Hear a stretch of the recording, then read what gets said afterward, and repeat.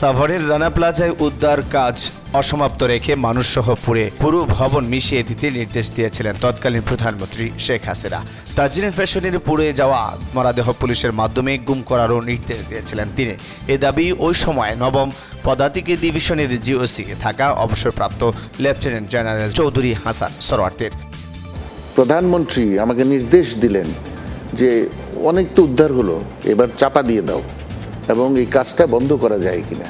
আমি বলেছি অসম্ভব, এখানে হাজার হাজার জীবিত মৃত মানুষ আছে, আমি উদ্ধার করছি আপনার কথা বলে যে আপনি নির্দেশ দিয়েছেন জীবিত কিংবা মৃত ব্যক্তি শেষ ব্যক্তি উদ্ধার না হওয়া পর্যন্ত এই অভিযান চলবে। বাংলাদেশ একটি অসাম্প্রদায়িক দেশ, এখানে সংখ্যালঘুদের উপর আক্রমণ হয়নি সেটা বলা যাবে না, তবে বাইরের মিডিয়াতে বেশি বাড়িয়ে প্রচার করা হচ্ছে, এমনটাই জানিয়েছেন ধর্ম উপদেষ্টা ডক্টর আ.ফ.ম. খালিদ হোসেন। জিও মন্দিরে জ্যৈষ্ঠমীর আলোচনা সভায় তিনি একথা জানান। রাতের আধারে কেউ যদি কোনো উপাসনালয়ে আক্রমণ চালায় তবে তাদের বিরুদ্ধে ব্যবস্থা নেওয়া হবে।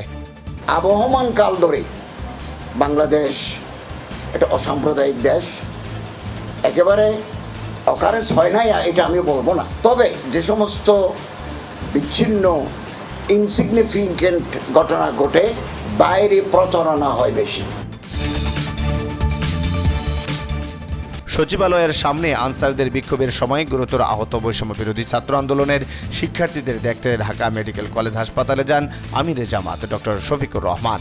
তিনি বলেন, একটা গণবিপ্লবের মধ্য দিয়ে বর্তমান উপদেষ্টা পরিষদ দায়িত্ব গ্রহণ করছেন। ষড়যন্ত্রকারীরা বারবার মাথাচাড়া দিয়ে উঠছে, এজন্য গোটা জাতিকে সজাগ থাকতে হবে। দাবি দেওয়া নিয়ে বিভিন্ন মহলের আন্দোলন প্রসঙ্গে তিনি বলেন, মাত্রই তো তারা দায়িত্ব গ্রহণ করেছেন, এতদিন আপনারা কোথায় ছিলেন? তারা জনগণের অনুরোধে দায়িত্ব গ্রহণ করেছেন, তাদের কাজ করার সুযোগ দিন। গতকালকে একটা বাহিনীর কিছু লোকেরা তারা প্রতিবাদ করতে এসে সমস্ত আইন কানুন ভঙ্গ করে গায়ের জুড়ে তারা সেক্রেটারিয়েটে বা সচিবালয়ে ঢুকে পড়েছিল। তাদের উদ্দেশ্য খারাপ ছিল।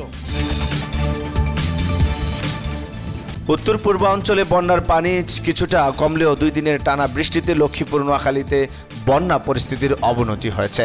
লক্ষ্মীপুরে আরও অবনতি হয়েছে বন্যা পরিস্থিতির। পৌর শহরসহ জেলার 5 জেলায় 9 লাখ মানুষ জলমগ্ন।